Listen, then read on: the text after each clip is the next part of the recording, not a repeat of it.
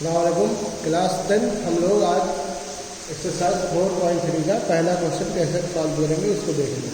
तो पहले क्वेश्चन में तो कह रहा था कि पहले अस्तित्व चेक करिए। तो अस्तित्व कैसे चेक किया जाता है वो तो आप लोग सीख ही गए हैं। उसके बाद पूर्ण वर्ग बनाने की विधि से हमें क्या करना है, इसको सॉल्व करना है। पूर्ण वर्ग बनाने की विधि से मूल निकालने हैं। तो हम लोग क्या करेंगे, आज देखेंगे कि पूर्ण वर्ग कैसे निकालते हैं। तो हमें पूर्ण वर्ग निकालने के लिए एक चीज़ सबको पता है, पता होगी ना सबको, कि a + b का होल स्क्वायर क्या होता है सबको पता है। तो इसमें होता है a² + 2ab + b² होता है। सबको पता होगा कि a + b का होल स्क्वायर क्या होता है। a + b का होल स्क्वायर होता है a² + 2ab + b²। तो हमें जो भी क्वेश्चन में दिया रहेगा उसमें सबसे पहले हम देखेंगे कि वो स्टैंडर्ड फॉर्म में है या नहीं है। तो स्टैंडर्ड फॉर्म में तो क्वेश्चन लिखा है, जो मैंने एग्जांपल लिया है, जो आपकी बुक में भी है, 2x² - 5x + 3 = 0। ये हमारे क्वेश्चन में एक एग्जांपल है, ये मैं सॉल्व करने जा रहा हूँ आपको समझाने के लिए। तो इसको करने के लिए, पूर्ण वर्ग बनाने के लिए इस क्वेश्चन को, इस समीकरण, इस द्विघात समीकरण को हम लोग दो तरीका अपना सकते हैं। पहला तरीका ये है, सबसे पहले हमें करना क्या रहता है इसमें, कि जो पहला टर्म रहता है, जो x² वाला टर्म रहता है, उसको हमें पूर्ण वर्ग बनाना रहता है। क्योंकि दो जो है पूर्ण वर्ग नहीं है, इसलिए हमको क्या करना पड़ेगा, दो को, या तो दो को हम लोग क्या करें, दो से भाग दे दें तो क्या बचेगा, x² जो कि एक पूर्ण वर्ग है, या तो हम लोग 2x² को दो से गुणा कर दें तो 4x² बन जाएगा, जो कि एक पूर्ण वर्ग हो जाएगा। 2x² एक पूर्ण वर्ग है, हम लोगों को पता है। 4x² एक पूर्ण वर्ग है, हमें पता है। वो किसका पूर्ण वर्ग है, 2x का होल स्क्वायर है 4x²। तो सबसे पहले क्या करना पड़ेगा कि पूर्ण वर्ग बनाना है पहले पद को। तो उसके लिए हमें किसी भी नंबर से गुणा करना पड़ेगा, जिससे कि वो जो पहला पद है वो क्या हो जाए, पूर्ण वर्ग बन जाए। तो उसको पूर्ण वर्ग बनाने के लिए दो तरीके हैं। पहला तरीका मैंने बताया कि आप लोग चाहे तो 2 से भाग कर दें दोनों तरफ, दोनों पक्षों में, चाहे तो 2 से गुणा कर दें दोनों पक्षों में।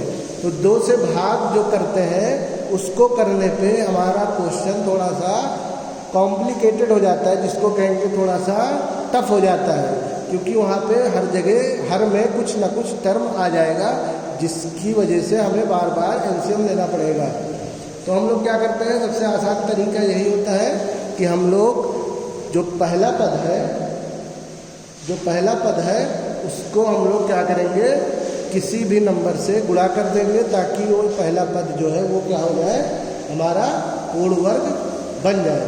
तो मैंने क्या किया इस क्वेश्चन में, क्योंकि 2x² था, तो 2x² को पूर्ण वर्ग बनाने के लिए हम लोग 2 से पूरे पक्षों में, दोनों पक्षों में गुणा कर देंगे। जब दोनों पक्षों में 2 से गुणा कर देंगे तो हमारे पास आ जाएगा 4x² - 10x + 6 = 0। 0 में 2 से गुणा करेंगे तो कोई फर्क 0 पे नहीं पड़ेगा। अब इसके बाद हमें पता चल गया कि जो 4x² है वो पूर्ण वर्ग है, तो उसको हम लोग लिख सकते हैं 2x का होल स्क्वायर लिख सकते हैं। तो हमने 2x का होल स्क्वायर लिख दिया, माइनस जो उसके बाद वाला बीच वाला टर्म है उसको हमें 2ab के फॉर्म में लिखना रहता है। अगर प्लस में दिया है तो +2ab के फॉर्म में लिखना है, और अगर माइनस दिया है तो -2ab के फॉर्म में बीच वाले टर्म को लिखना है। अब -2ab बनाने के लिए हमें a तो पता चल गया, जो हम जिसको हमने पूर्ण वर्ग बनाया वो a हो गया, यानी पहला पद 2x² का होल स्क्वायर हमने किया था। तो हमारा जो a आ गया वो क्या आ गया, पहला पद जो आ गया वो हो गया 2x। तो हम लोग लिख देंगे फार्मूले में माइनस, क्योंकि माइनस पहले से था -2 फार्मूले का, और ये a है, ये हो गया आपका a, 2x आपका a हो गया। तो -2 × a तो हमें पता है फार्मूला होगा, लेकिन उसके अलावा जो आएगा, जो भी बचेगा वो क्या हो जाएगा, आपका b हो जाएगा। वो क्या हो जाएगा बच्चा लोग, b। और ये b कहाँ से आएगा, इसको हमें सॉल्व करना पड़ेगा। कैसे सॉल्व करेंगे, हम लोग देखेंगे कि -2 × 2x करेंगे तो कितना आएगा, 4x आएगा। और 4x को हमें बनाना है कितना, 10x बनाना है। 4x को हमें कितना बनाना है, 10x बनाना है। तो हम लोग क्या करें, अगर दोनों तरफ हमें 10x बनाना है तो 4x में कितना गुणा कर दें कि 10x आ जाए, उसके लिए हम क्या करेंगे, 4x को 10x में भाग करके देखेंगे, जो वैल्यू आएगी वही हमारा b आ जाएगा। कैसे आएगा देखिए,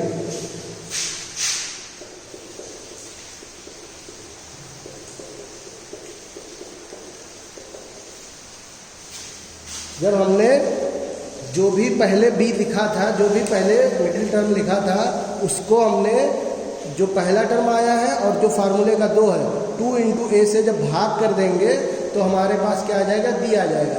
अब हम लोग, हमारे पास b क्या आएगा, 5/2। आप लोगों को नहीं समझ में आ रहा है तो आप लोग क्या करेंगे, एक बार गुणा करके अब देख लीजिए। हम लोग जब -2 इंटू 2x इंटू 5x को गुणा करेंगे तो देखेंगे कि 10x ही आएगा। आप लोग एक बार गुणा करके देख लीजिएगा, 10x ही आएगा। और जब वो 10x के बराबर आएगा तो हम 10x को इस तरह लिख सकते हैं फैक्टर करके। अब इसको जब हम लोगों ने फैक्टर किया तो हमें a पहले से पता था, फार्मूले में माइनस था ही, फार्मूले में -2ab होता है, तो यहाँ पे माइनस है तो फार्मूला हो गया, वो 2 फार्मूले से होता है, a हमें पता था। जो आखिर में 5/2 आया है वो क्या बन गया, हमारा b बन गया। तो हमारा जो b बन गया है, अब हमें पता चल गया, मान लीजिए कोई हमारे पास टर्म आ गया a² + 2ab, तो उसको पूरा पूर्ण वर्ग बनाने के लिए, a + b का होल स्क्वायर बनाने के लिए अब क्या करना पड़ेगा, उसमें b² और जोड़ना पड़ेगा, क्योंकि हमें b पता चल गया है कि वो क्या होगा, 5/2 के बराबर होगा। तो हमें पूर्ण वर्ग बनाना है, a + b का होल स्क्वायर फार्मूला बनाना है, तो क्या करेंगे, b² जोड़ना पड़ेगा। तो हम लोग किसी भी समीकरण में अगर कोई भी चीज़ जोड़ देंगे तो उस समीकरण क्या हो जाएगा, इनबैलेंस हो जाएगा। तो इसलिए हमें, क्योंकि b² हमें ज़रूरत थी, तो हम लोग b² को जोड़ देंगे, b² को जोड़ देंगे, क्योंकि हमें b² की ज़रूरत थी। जब हमें ज़रूरत थी तो b² को जोड़ दिया, तो जब जोड़ा तो वो इक्वेशन बराबर रहेगा, नहीं रहेगा, इक्वेशन चेंज हो जाएगा। तो चूंकि हमने b² को ज़बरदस्ती जोड़ा है तो उसको b² को -b एक बार कर देंगे। और किसी भी समीकरण में अगर हम लोग 0 को जोड़ेंगे तो उस समीकरण पे कोई फ़र्क नहीं पड़ेगा, क्योंकि हमने +b² -b² जोड़ा है कहीं पे, तो b² -b² क्या बचेगा, 0 बचेगा। तो किसी भी समीकरण में 0 जोड़ने पर उस समीकरण पे कोई फ़र्क नहीं पड़ता है। अब क्या हो जाएगा, जो पहले के 3 टर्म बने वो मिलके पूरा फार्मूला बन गया हमारा, a + b का होल स्क्वायर बन गया। इसके एक बार चेक कर लीजिए क्या बनेगा, a + b का होल स्क्वायर नहीं, a - b का होल स्क्वायर, 2x का whole square -2 into 2x into 5/2, ये हो गया, क्या हो गया, a² हो गया, -2ab हो गया, और प्लस 5/2 जो हमने जोड़ा है वो हमारा b² हो गया। तो a -2ab प्लस का b² मिलके बन गया a - b का होल स्क्वायर। तो 2x - 5/2 का होल स्क्वायर बन गया, ठीक है। तो इसको हम लोग एक इसी तरफ रहने देंगे, बचा जो हमारे पास उसको हम समीकरण के उधर लेके चले जाएंगे। हमारे पास -5/2 का होल स्क्वायर था, तो जब माइनस में था तो उधर चला जाएगा तो क्या हो जाएगा, प्लस में हो जाएगा। और 5/2 का होल स्क्वायर का मतलब हुआ 25/4, और प्लस का 6 था तो उधर जाएगा तो क्या हो जाएगा, -6। इसको सॉल्व करेंगे तो क्या आएगा, एलसीएम लेने के बाद 1/4 सिर्फ और सिर्फ 1/4 बचेगा। अब ये हो गया 2x - 5/2 का होल स्क्वायर, वो किसके बराबर हो गया, 1/4 के बराबर हो गया। क्योंकि अब हमें यहाँ पे एक तरफ स्क्वायर है, दूसरी तरफ स्क्वायर नहीं है, तो स्क्वायर को हटाने के लिए हम लोग क्या करेंगे, दोनों तरफ वर्ग करेंगे। क्या करेंगे, वर्गमूल करेंगे। दोनों तरफ वर्गमूल करने पर, दोनों तरफ स्क्वायर रूट अगर हम लोग करेंगे तो हमारे पास जो 2x - 5/2 का होल स्क्वायर था वो होल स्क्वायर कैंसिल हो जाएगा।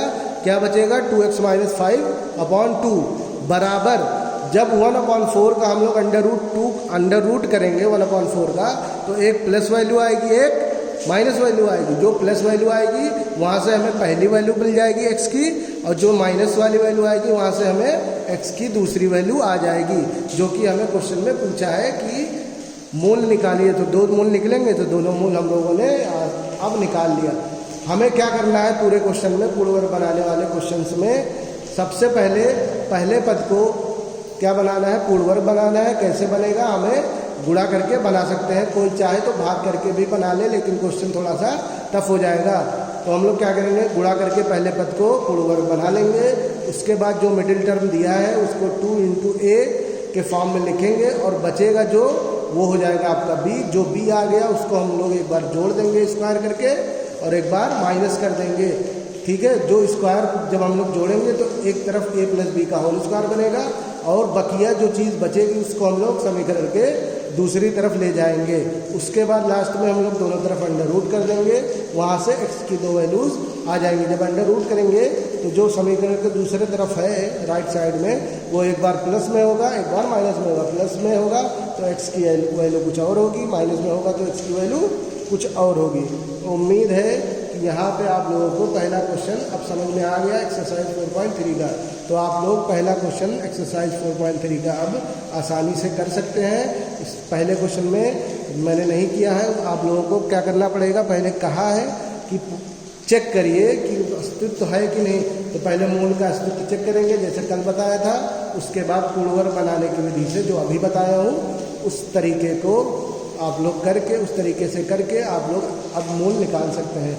तो अब उम्मीद है कि आप लोग पहला क्वेश्चन कर लेंगे और उसके अलावा जो क्वेश्चन बचे हैं आगे जो कि लैंग्वेज वाले क्वेश्चन है, तीसरा चौथा पाँचवा, जहाँ तक आप लोग कर सके करके मुझे भेज दीजिएगा। उसके आगे मैं अब कल पढ़ाऊँगा। अस्सलाम वालेकुम।